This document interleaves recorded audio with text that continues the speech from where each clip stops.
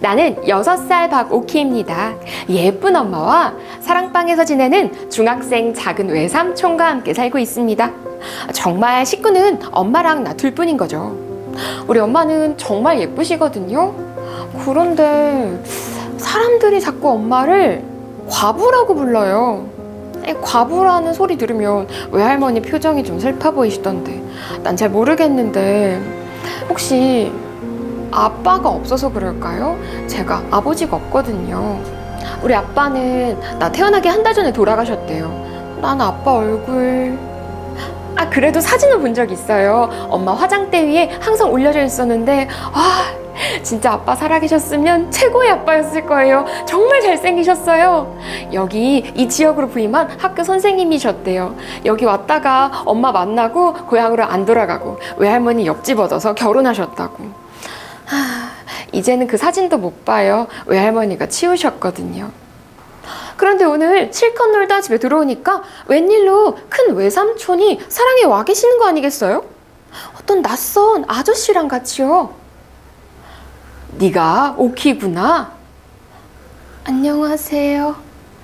아버지랑 많이 닮았네. 우리 아빠 아세요? 이 아저씨는 우리 아빠랑도 큰 외삼촌이랑도 친구래요. 우리 아빠처럼 학교 선생님으로 이 지역에 부임해서 이 지역은 딱히 하숙집이 없거든요. 그래서 우리 사랑방에 작은 외삼촌이랑 장지문 하나 닫고 같이 지내기로 했다고. 그럼 엄마는 하숙비도 받고 살림에 보탬도 되고 저는 저 아저씨 좋아해요. 아저씨가 집에 오고 나서 혜택을 가장 많이 본 사람은 단연 오키일 겁니다. 엄마에게 아저씨도 오키처럼 달걀을 제일 좋아한대 라는 말을 전하자 그때부터 매일 매 끼니마다 빠지지 않고 달걀 반찬이 밥상에 올라갔거든요. 하지만 가장 손해를 본 사람은 작은 외삼촌일 겁니다. 내외를 해야 한다고 사랑방에 아저씨 밥상을 들여가고 내가는 걸 꼭 남자인 작은 외삼촌을 시켰습니다. 그때마다 삼촌은 아니 요즘 세상에 누가 내외를 하냐고 툴툴거리지만요. 나는 며칠 전부터 유치원에 다니고 있는데 유치원에서 선생님이 치는 그 풍금이 집에도 있는 거예요. 한 번도 뚜껑 연 걸 못 봐서 풍금인 줄 몰랐었는데 엄마한테 풍금을 한번 타달라고 하자 저거는 아버지가 결혼할 때 사주신 거라고. 아버지 돌아가시고 나서는 뚜껑 한번 열어본 적 없다고 안 쳐주시더라고요. 엄마는 내가 아저씨를 귀찮게 할 거라고 걱정하지만 나는 매일매일 아저씨의 사랑에 놀러갑니다. 그럼 아저씨가 무릎에 나를 앉혀두고 재미난 그림책을 읽어줍니다. 학교 선생님이라 재미난 게 정말 많거든요. 그러면 계속 아저씨가 나랑 그림책을 읽고 놀다가 요즘에는 자꾸 엄마 이야기를 물어봐요. 오키 예쁜 눈은 아빠 닮았고 예쁜 코는 엄마 닮았지. 엄마도 오키처럼 곱지. 아저씨, 엄마 얼굴 기억 안 나? 그때 이사 올 때 엄마 못 봤나? 엄마 보러 가자. 그러면 아저씨가 호다닥 다른 책을 피면서 바쁘대요. 아니, 왜 그러죠? 오키와 아저씨가 기차가 보이는 뒷동산에 올라간 적이 있는데 유치원 친구들을 만났습니다. 오키다. 오키 아빠랑 어디 간다. 아빠? 아저씨가 우리 아빠처럼 보이나? 나도 아빠라고 누구 불러봤으면 좋겠다.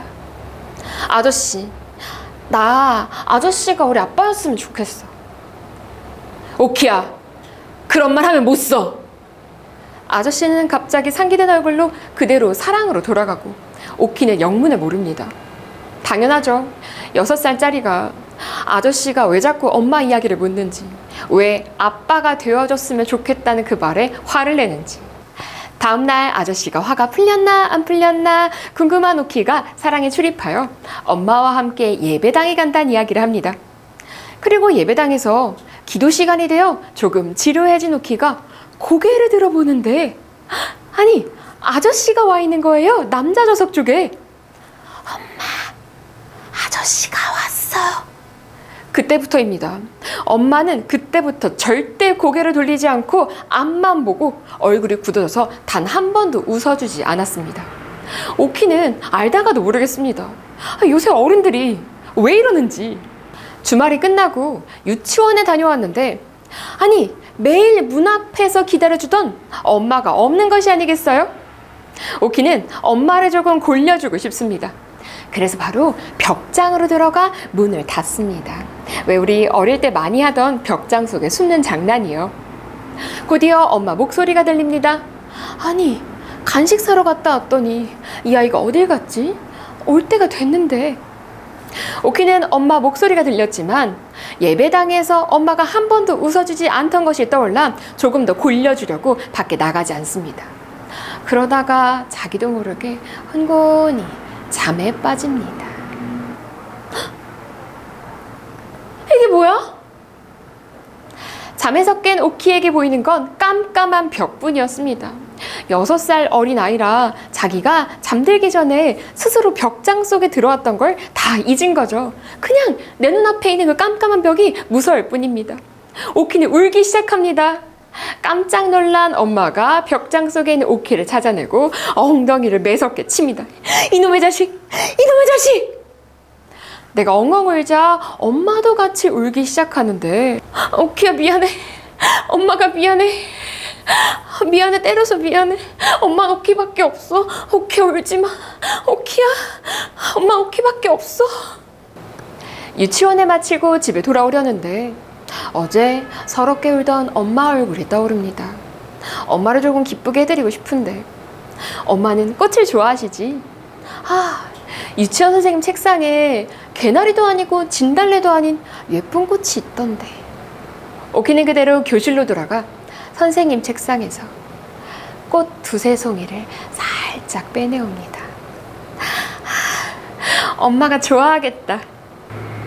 오키야, 그건 뭐야? 곱네. 엄마 이걸 엄마 드리려고 유치원 선생님 책상에서 몰래 가져왔단 이야기를 솔직하게 하면 혼날 게 뻔하요. 나도 모르게 거짓말을 합니다.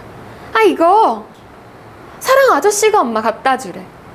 엄마 갖다 주랬어. 그때였습니다. 엄마 얼굴이 꽃보다도 발갛게 변하더니 손이 파르르 떨리기 시작합니다. 오키야, 이런 거 받아오면 못 써. 이거 꽃 이야기 아무한테도 하면 안 돼. 나는 엄마 반응을 보고 엄마가 저 꽃을 싫어하는구나 싶었는데 그도 아니었습니다. 꽃을 곱게 화병에 꽂아두고 그 꽃이 다 시들자 버리지 않고 꽃잎 하나를 떼내어 말린 다음 찬송가 책갈피에 끼워두는 것이었습니다. 엄마는 웬일인지 그때부터 풍금을 다시 타기 시작합니다. 엄마는 유치원 선생님보다 더 고운 소리로 풍금을 타는데 그때마다 눈물도 같이 흘리십니다. 내가 옆으로 다가가면 눈물을 흘리시면서 오키야, 엄마는 너 하나면 그뿐이야. 이 말만 계속 반복하십니다. 하루는 아저씨 심부름으로 엄마에게 봉투를 전달하는데 엄마, 아저씨가 이거 엄마 갖다 주래. 엄마 얼굴이 새하얗게 질리는 것이 아니겠어요? 엄마, 이거 지난달 밥값이래. 아저씨가 갖다 주랬어. 그제서야 엄마는 웃음을 띠며 봉투를 받아들었습니다. 봉투 안에는 종이돈 몇 장과 곱게 접은 쪽지가 하나 들어있었습니다. 쪽지를 발견한 엄마는 다시 얼굴이 파리하게 질리기 시작합니다. 그리고 글을 모르는 오키는 내용을 알 수 없지만 엄마는 그 쪽지 내용을 읽어내려가며 얼굴 빛깔이 계속 변합니다. 밝게졌다, 파래졌다, 하얘졌다. 엄마는 손을 바르르 떨며 그렇게 쪽지 내용을 읽어갑니다. 그날 엄마는 장롱에서 돌아가신 아버지 옷을 꺼내 한참을 만지작거리셨습니다. 또 잠자기 전 기도문을 외울 때도 이상했습니다. 엄마, 우리 기도문 외우고 자. 그래 오키야. 엄마가 외워. 시작해. 하늘에 계신 우리 아버지시여, 이름을 거룩하게 하옵시오며.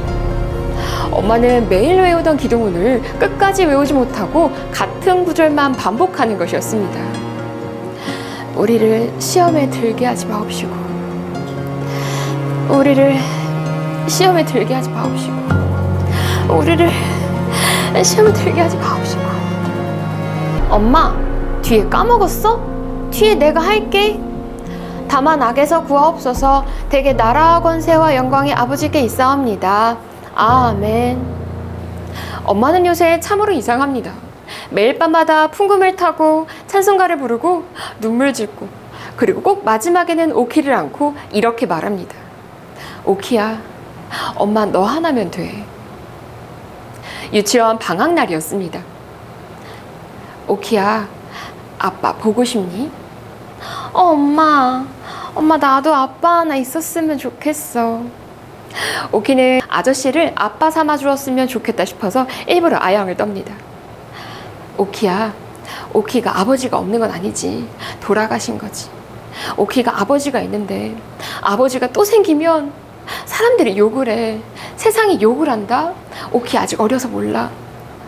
오키가 나중에 시집 갈 때도 손가락질 받고, 오키가 공부해서 훌륭한 사람이 돼도 똑같이 손가락질 할 거야. 엄마 때문에. 오키야, 오키는 엄마 사랑하지. 오키가 중학생이 되고 고등학생이 되고 대학교를 졸업해도 이렇게 엄마랑 살 거지. 오키야, 엄마랑 평생 살자. 엄마는 너 하나면 돼. 그날 엄마 심부름으로 사랑의 손수건을 갖다 드리는데, 손수건 안에 뭔가 발각발각하는 종이가 있는 것 같았습니다. 그날은 웬일인지 아저씨가 웃으며 반겨주지 않았습니다. 며칠 후 사랑이 가니 아저씨가 짐을 싸고 있습니다. 아저씨, 어디 가? 멀리 가. 아저씨 그럼 언제 와? 오키는 어리니까 아저씨 이렇게 가면 영영 잊어버리겠지? 엄마, 아저씨 어디 간대? 이제 방학이니까 집에 가셔야지. 아저씨 언제 와? 오키야, 달걀 몇 개 남았나 봐. 6개. 다 가져와. 엄마는 남아있던 달걀 6알을 모두 삶더니 아저씨 기차 타고 가실 때 드시라고 갖다 드리라고 합니다. 그날 오후 아저씨가 짐을 끄려 떠난 후 엄마는 웬일인지 뒷동산에 올라가자고 합니다. 아, 그 기차 보이는 뒷동산? 좋아. 우리가 동산에 도착하자 기차도 곧이어 도착했습니다. 그리고 기차가 떠나는 곳을 엄마가 하염없이 바라봅니다. 동산에서 돌아온 후 엄마는 그대로 풍금 뚜껑을 다시 닫았습니다. 그리고 아끼는 것 같던 내가 주었던 그 꽃잎도 버리라고 하고요. 바깥에서 달걀 장수 소리가 들립니다. 달걀 사세요. 달걀이요. 우리 집이 언제나 달걀을 많이 사 먹었으니까요. 아주머니, 우리 이제 달걀 안 사요. 집에 달걀 먹는 이가 없어요. 오키는 이해할 수가 없습니다. 엄마가 왜 저렇게 파리해졌는지, 자기가 달걀을 얼마나 좋아하는데 집에 달걀 먹는 이가 없다고 거짓말을 하는지. 오키 엄마와 사랑 손님의 사랑이 안타까우신가요? 1930년대 봉건윤리가 남아있던 시절 여인의 재가를 부정적으로 바라보던 사회상이 반영되어 있습니다. 심지어 상대가 죽은 남편의 친구잖아요. 그래서 오키라는 6살짜리 어린아이 서술자가 중요합니다. 만약 엄마나 사랑 손님의 시선으로 이 이야기를 끌어나갔으면 이런 느낌이 절대 나지 않았을 거고, 당대에도 현재에도 좀 받아들이기 힘들 수 있습니다. 하지만 이것을 6살짜리 아무것도 모르는 어린아이가 바라보게끔 하여서 둘의 사랑을 더 순수하고 아름답게 전달할 수 있었던 겁니다.